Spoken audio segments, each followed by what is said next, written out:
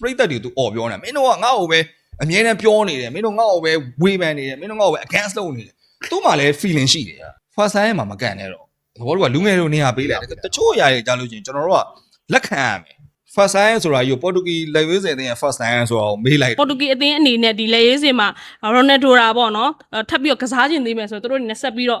ခေါ်ဝါခြင်းတယ်ဆိုပြီးတော့ပြောတယ်ပေါ့နော်သူရိုနယ်ဒိုနဲ့တော့စကားမပြောရသေးဘူးဒါပေမဲ့ရိုနယ်ဒိုအနေနဲ့စိတ်ဝင်စားမယ်ဆိုရင်သူတို့အနေနဲ့တကားဖွင့်နေပြီးသားဆိုတဲ့ပုံစံမျိုးလည်းပြောတယ်အဲ့တော့ရိုနယ်ဒိုကလည်းစပိန်နဲ့ပွဲပြီးမှဆိုရင်သူ့အနေနဲ့ပြောထားတာသူအနာဂတ်ကြောင်းတော့တုတ်ပြန်မယ်ဒါပေမဲ့အခုတော့စိတ်လှုပ်ရှားနေတဲ့ကြောင်းသူမပြောသေးဘူးဆိုတဲ့စကားလုံးတွေလည်းပြောတယ်ပေါ့နော်အဲ့တော့ဒါကိုတန်းစင်ရပြောမယ်ဆိုရိုနယ်ဒိုဖန်ဖြစ်တဲ့အတွက်ကြောင့်မလို့ဒီအပေါ်မှာရောဘယ်လိုမြင်မိလဲအခုရိုနယ်ဒိုတက်က42နှစ်တောင်ရှိပြီဆိုတော့ဟိုပွင့်လင်းပြောရင်တော့ကြောက်နေပြီပေါ့နော်ဒီစက်ပြောမပေါ့စတာပါဟိုပါပေါ့အဓိကတော့သူဒီ42နှစ်42နှစ်ပေါ့ထားစသဖြင့်ပေါ့နော်ရှိသွားတဲ့အနေအထားတစ်ခုမှာတော့ပွင့်လင်းပြောရင်ကျွန်တော်တို့လည်းအမြဲပြောတယ်ကျွန်တော်တို့ကဟိုတစ်ခါကြလို့ရှိရင်လည်းဟိုသူဒီတစ်ချိန်လုံးကသူ့ရဲ့ prime time မှာသူဒီ Brony ရောစုဒါ9ချိန်လားမသိဘူးရတာတယ်သဘောတူကစသဖြင့်သူဂိုးပေါင်းကလည်းသူကဂိုး1000ပြေးဖို့သူစုဆောင်းနေတဲ့ဒါကစားသမားထားသဖြင့်985ဂိုးသွင်းလာတယ်25ဂိုးပဲလို့တော့စသဖြင့်ပေါ့နော်ဆိုတော့ဒီလိုကစားသမားမျိုးကတော့ maybe သူ့မှာလည်း maybe မန်တခုတော့ရှိမှာပဲဟုတ်ပါတယ်ဒါကျွန်တော်ကဟိုစဉ်းစားကြည့်ရအောင်နော်ဒါပေမဲ့လည်းကျွန်တော်တို့ဟုတ်ပြီတစ်ခါကြလို့ရှိရင်လည်းကိုကဟိုဒီယာကြီးကတော့သူပေါ်တူဂီအသင်းမှာသူစက္ကန်ရင်တော့ကန်ဒါပေမဲ့ဒါကျွန်တော်ရိုနယ်ဒိုဖန်ပါပဲဒါပေမဲ့လည်းကျွန်တော်ပြောချင်တာတော့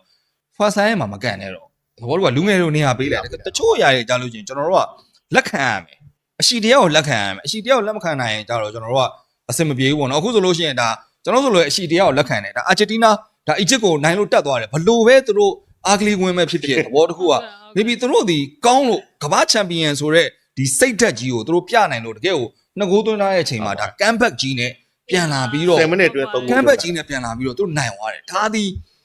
ီလိုအရာတွေကိုကျွန်တော်လက်ခံရမယ်ဒါလည်းကျွန်တော်လက်မခံမနဲ့တစ်ဖက်ပိတ်ပြီးတော့သိရမလားငါတကောကောပြီးတော့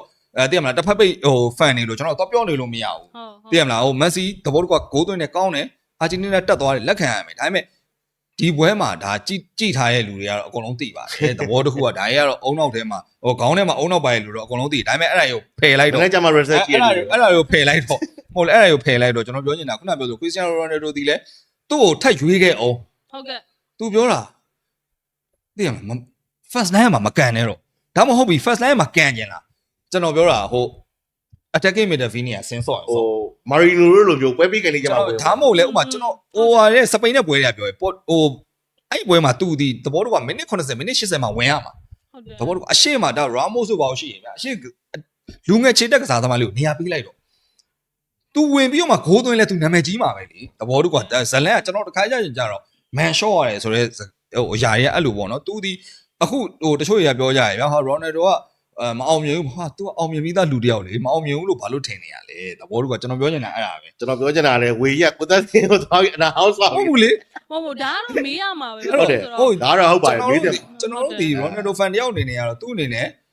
first time ဆိုတာယူပေါ်တူဂီလက်ဝဲစင်တဲ့ first time ဆိုတာကိုမေးလိုက်တော့ तू Anderson မှာတော့ तू က तू ကန်ရင်တဲ့နေရာကန်တယ်သိရလားဘောတူကဒါသူ့ရဲ့ဟိုဟာဒါပတ်စံရှာတဲ့နေရာသဘောတူက तू ဒီအသက်ပြန်မှာတော့အကုန်လုံးရေခတ်မှာပဲရေခတ်ပါသဘောတူက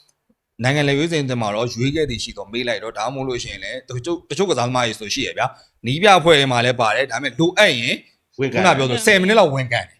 ်ဒီလိုပဲပါလိုက်လက်ထောင်နီးပြရွယ်ကျွန်တော်ပြောဒါပဲဆိုနော်အဲ့ဒါလေးဘာလို့ဆို Ronaldo ပါလာတာဖြစ်တဲ့အတွက်ကတော့အသင်းသားရဲ့အနေနဲ့တခုခု tension တခုတော့ focus တခုတော့သူတို့ဖြစ်နေလိမ့်မယ်ဒီလိုအနေမျိုးနဲ့ပဲသွားတင်တယ်ပေါ့နော်ဒါပေမဲ့ခုနပြောသလိုပဲဟုတ်ပြီသူဒီလဲမီလန်နာဒါကစားသမားတယောက်ဖြစ်တဲ့အတွက်ဟုတ်ပြီငါဒီတန်တွေတော့မခံကျင်တော့ဘူးဆိုရင်တော့မကစားနဲ့တော့ဟုတ်ပါခုချိန်အေးစင်နားလို့ရအောင်ကျွန်တော်ပြောချင်ရှင်းမကစားနဲ့တော့တချို့အရာတွေကြတော့ဘာလို့မှလဲသူလဲ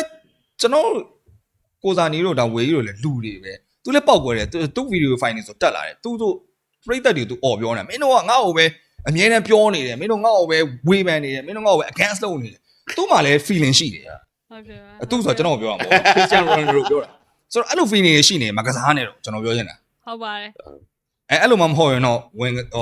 ့ဝင်ကစားဒါပေမဲ့စိတ်လျှော့လိုက်စိတ်လျှော့ဟုတ်ကဲ့ဟုတ်နောက်ဆုံးကတော့ဒါပါဟုတ်ပါတယ်ဟာကိုတန်းနေလို့ရှိရပါတယ်